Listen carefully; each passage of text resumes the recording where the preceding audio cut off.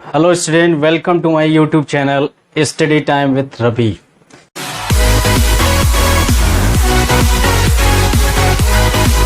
आज मैं आपके लिए लेके आया हूँ क्लास 10 का फिजिक्स का एक टॉपिक है।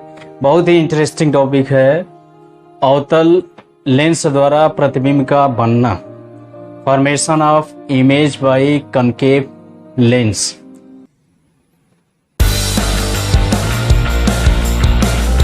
तो आइए जानते हैं हम लोग कि अवतल लेंस द्वारा किसी भी वस्तु का प्रतिबिंब कैसा, किस प्रकृति का बनता है।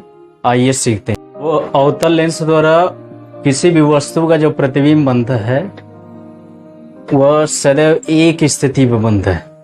वस्तु के विभिन्न स्थितियों के लिए, चाहे वस्तु अनंत पर रखें, चाहे अनंत और 2f के बीच में रखें, चाहे 2f पर रखें, चाहे 2f और f के बीच में रखें, या f पर रखें, या f और लेंस के बीच में रखें, उसका प्रतिबिंब सदैव एक स्थिति में एक ही प्रकृति का और आकार लगभग एक जैसा बनता है। तो इस तरह से देखा जाए कि उत्तल लेंस में 6 स्थितियां थी। किसी भी वस्तु के लिए 6 स्थितियों के लिए उसका प्रतिबिंब भिन्न भिन्न प्रकृति का और भिन्न स्थितियों में बनता था। लेकिन अवतल लेंस में वस्तु कहीं भी रखी जाए, प्रत्येक स्थिति के लिए उसका प्रतिबिंब एक ही जगह बनता है। तो आइए देखते हैं किस तरह से कहाँ बनता है। तो उसमें हम लोग कोई उदाहरण ले लिए कि वस्तु को कहीं भी रख सकते। जैसे मान लीजिए कि f से कुछ दूरी पर रख दिए यहाँ पर। अब इसका प्रतिबिंब बनाना है। वस्तु का नामकरण कर दिए O डैश। अब इसमें पहली किरण मुख्य अक्ष समांतर लेंगे,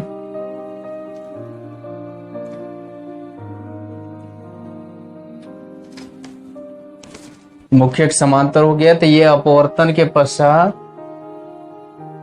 द्वितीय फोकस से होके निकल जाएगी, यानी इस तरह से चली जाएगी। इसी के सीध में होते हुए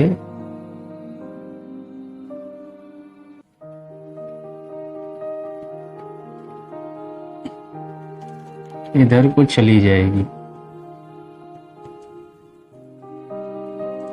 इस तरह से फैल जाएगी आगे। अब इसके बाद दूसरा है, इसके प्रकाशिक केंद्र से लेते हैं दूसरी किरण। तो इस तरह से आता है।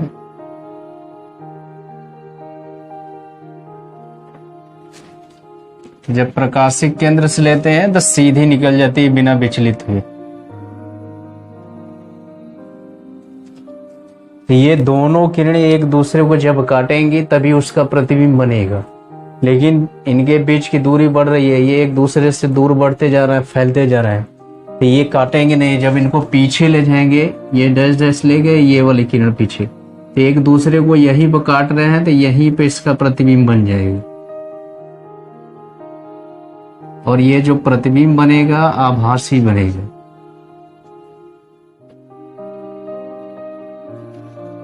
आभासी बनेगा, सीधा बनेगा और वस्तु से छोटा बनेगा।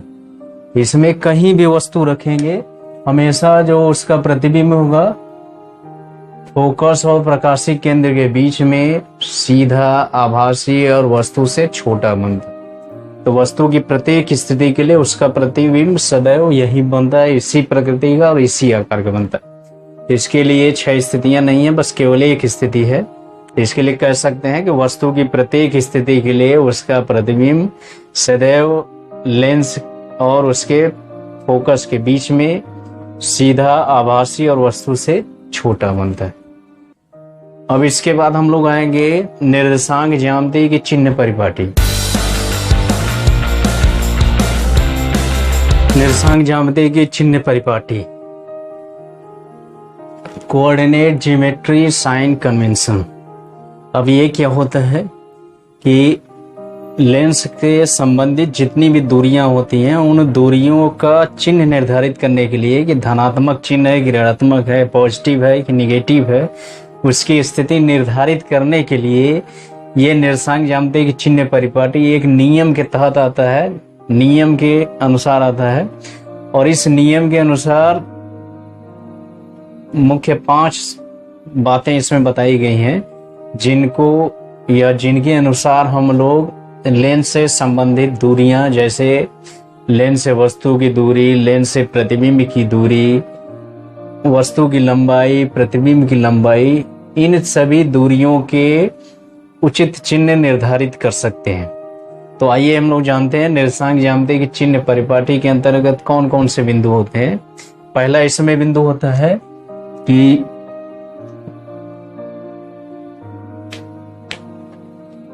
वस्तु से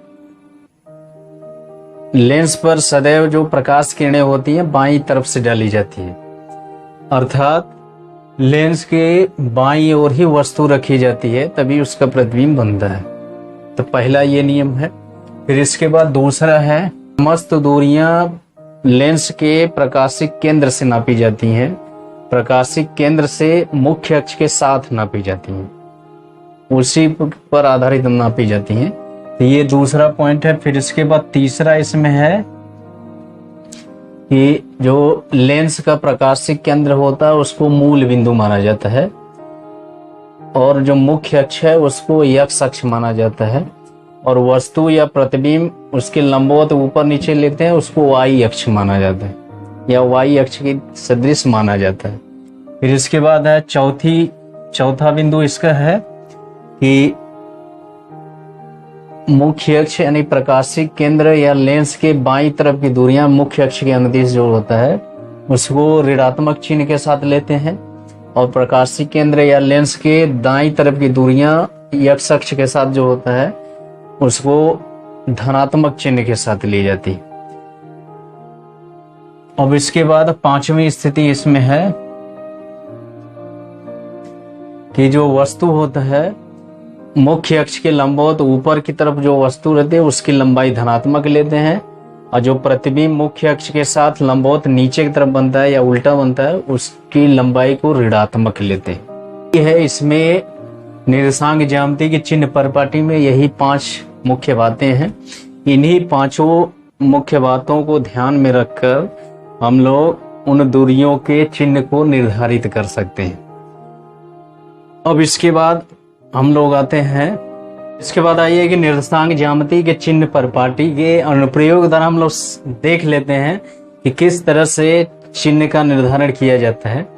अब जैसे मान लीजिए कि उत्तल लेंस है, अब ये वस्तु है और इसका प्रतिबिंब मान लीजिए कि ये बन रहा है आई डैश और वस्तु ओ डैश। तो इसमें क्या होगा कि लेंस से ये वस्तु की जो दूरी है ये इधर वाली दूरी इसको ऋणात्मक लिया जाएगा, सी को मूल बिंदु माना जाएगा, इधर की दूरी ऋणात्मक लिया जाएगा और लेंस से प्रतिबिंब की दूरी को धनात्मक लिया जाएगा और जो वस्तु की लंबाई है इसको धनात्मक लिया जाएगा, जो प्रतिबिंब उल्टा है तो इसकी लंबाई को ऋणात्मक लिया जाएगा। और इसके बाद लेंस की जो प्रथम फोकस दूरी है इतना दूरी ये भी बाएं तरफ है इसलिए इसको ऋणात्मक लेंगे, द्वितीय फोकस दूरी इधर है तो इसको धनात्मक लेंगे।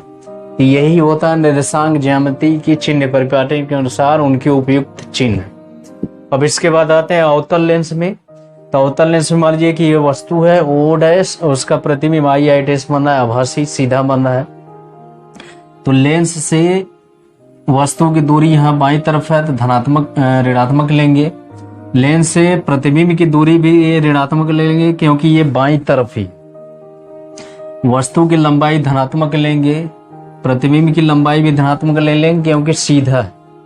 अब इसके बाद आता है लेंस की प्रथम फोकस दूरी ये वाली इधर होती है, दाएं तरफ होती है इसलिए इसको धनात्मक चिन्ह के साथ लें और इधर द्वितीय फोकस दूरी बाएं तरफ है, यहाँ सी से लेके एफ तक की दूरी है इसलिए इसको ऋणात्मक चिन्ह के साथ ली जाती है।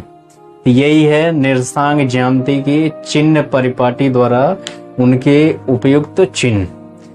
अब इसमें हम लोग सीख लिए कि जो लेंस होता है उत्तल लेंस हो चाहे अवतल लेंस हो उसकी जो मुख्य फोकस दूरी होता है या मुख्य फोकस होता है वह द्वितीय फोकस होता है या द्वितीय फोकस दूरी होता है। इस तरह से उत्तल लेंस की जो द्वितीय फोकस दूरी होती है धनात्मक होती है, अवतल लेंस की द्वितीय फोकस दूरी ऋणात्मक होती है। इस तरह से कह सकते हैं हम लोग कि उत्तल लेंस की फोकस दूरी धनात्मक और अवतल लेंस की फोकस दूरी ऋणात्मक। और एक और इसमें समानता है कि उत्तल लेंस द्वारा वस्तु के प्रतिबिंब की 6 स्थितियां हैं। तो 6 स्थितियों में जो पहले के 5 स्थितियां उसमें जो प्रतिबिंब बनता है उल्टा बनता है, इसलिए प्रतिबिंब की लंबाई ऋणात्मक लेंगे और वस्तु की लंबाई दोनों लेंस के लिए धनात्मक ही रहेगा, क्योंकि वस्तु हमेशा सीधा रखा जाता है। फिर इसमें आते हैं अवतल लेंस में कि वस्तु द्वारा जो प्रतिबिंब बनता है हमेशा आभासी इसमें जो अंतिम स्थिति है उत्तल लेंस में, उसमें जो प्रतिबिंब है सीधा और आभासी और इधर ही बनता है, लेंस के इधर ही बनता है, बाईं तरफ ही बनता है। तो उस स्थिति में लेंस से प्रतिबिंब की दूरी ऋणात्मक लेंगे और उसकी लंबाई, प्रतिबिंब की लंबाई धनात्मक लेते हैं। तो ये रहा। अब इसमें अवतल लेंस में जो प्रतिबिंब है, लेंस से वस्तु की दूरी भी ऋणात्मक, लेंस से प्रतिबिंब की दूरी भी ऋणात्मक और उसकी फोकस दूरी भी ऋणात्मक, और वस्तु की लंबाई धनात्मक और प्रतिबिंब की लंबाई भी धनात्मक होगी। तो ये सब मुख्य बातें हैं निरसांक ज्यामिति के चिन्ह परिपाटी के अनुसार। तो इन्हीं के अनुसार इन्हीं चिन्हों को जब इससे संबंधित जो समस्या या प्रश्न हल करेंगे, सवाल लगाएंगे, तो उनमें इन चिन्हों का ध्यान रखना होगा। तो आज के लिए बस इतना ही। अब इसके बाद नए टॉपिक लेके आएंगे, तब तक के लिए धन्यवाद।